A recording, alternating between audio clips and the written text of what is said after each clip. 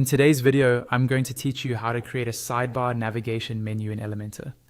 We'll walk through this together step by step so you can follow along on your own WordPress site. By the end, you'll have a clean sidebar menu on the left and your main content on the right, all built inside Elementor. First, open any page with the Elementor editor. You can do this from your WordPress dashboard by going to your pages list and clicking Edit with Elementor on the page you want to work on.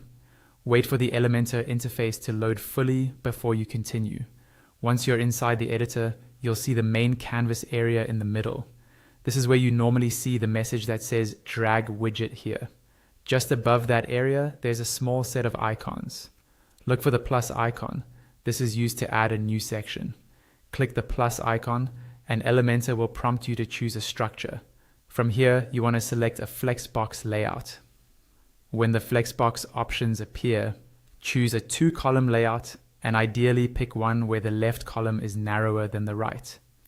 This narrower left column is where your sidebar navigation will live, while the wider right column will hold your main page content. Now, click inside the left column, and again, you'll see the plus icon that lets you add a widget. Click that plus icon, and then look over to the left panel where all of Elementor's widgets are listed. In the search bar at the top of the left panel, type WordPress menu or scroll until you find the WordPress menu widget. Once you see it, click and drag that widget into the left column area. You should now see your selected menu appear inside that column. With the WordPress menu widget selected, look at its settings in the left panel. Make sure you're on the Content tab. Under Content, find the setting labeled Layout. By default, it might be set to horizontal, which is more suitable for header menus. Change this layout setting to vertical.